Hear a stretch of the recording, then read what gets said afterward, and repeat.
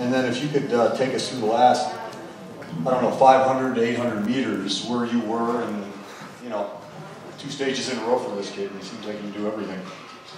I'd like to know who designed the course. I think a lot of people want to know who that was. That wasn't the most fun I think anyone's ever had on a bike before. First 100k of that was absolutely brutal. We just climbed all day long, and there's so many guys are tired in this race. You can tell, like, coming out of the start, it's split in 2 groups straight away, and I didn't think we were going that hard for it. And all day there's people getting dropped, so it was a super hard stage. And when you see not that many attacks at the finish, it means that everybody's pretty gassed by the end of it. And then, you know, your performance here. Well, I think Paul Sherwin and Phil Liggett said on there that, hey, here's a guy that's on the domestic circuit, but don't underestimate him. So, you know, your comments on duking it out with the big boys coming over from Europe. I think just because you race domestically in the US doesn't mean that you can't do it. You know, I think it's been proven enough that we can do it, and if you try and keep trying, and you put yourself in the right position to do it, then you get, you know, fantastic opportunities to try and be on the podium or win stages here.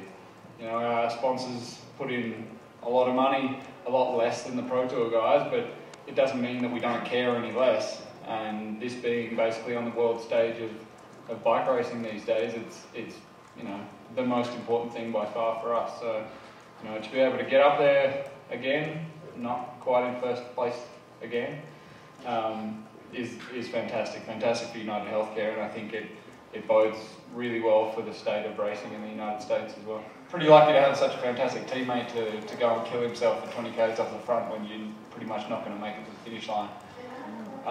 So yeah, Mark DeMar, my teammate, was off the front, which meant I could sit in and kind of take it easy and take some stress off me. And I think the Columbia and Garmin and Radio Shack were watching each other all the way through the finish, and they probably forgot that Mark was sitting 5th in GC as well.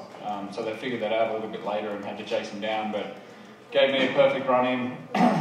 I knew exactly which wheel that I needed to be on. Didn't mean that I could actually come off that wheel at the end, but you know, I was just telling Velonews it's kind of fun being sprinting against a whole lot of climbers, because they don't like to be pushed around very much, and if anyone knows racing in the US, you have to race crits all the time, and that's, you know, that's part of the game. So I had a few little words with Levi when he wanted Sagan's wheel, and I told him very politely no. And yeah, just tried to follow the best wheel, and that's what Gord was telling me in the car. You know, like that kid's and he is a kid, is by far the quickest out of the group, and probably one of the quickest in the peloton. And if you want to have the best shot, you get on his wheel, and you can't come off it. Other questions? Sure. I got another. Yep, Steve? So, Rory, could you know, what's the difference that you've noticed now that the Tour of California is in May compared to February? It's just as hard. It seems to be just as hard as what it was before, but I think what we're seeing is that the US domestic-based teams have been a lot more involved this year than what they have been in the past. And I think that comes from us being able to race into it, as in getting some racing in March, April, and coming into this instead of coming in, you know, straight from a training camp at the start of the year, and you know, you're still getting to know teammates and new bikes and everything, where a lot of the Pro Tour guys have done Qatar and Tour Down Under and all these other races.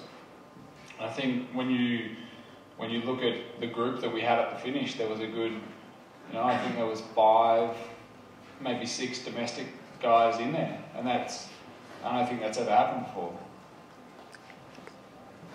Rory, you've been on course with Levi, Zabriskie, and Rogers. Watch them, you know, see what their form looks like. You got a prediction for tomorrow? Who might end up in that yellow jersey?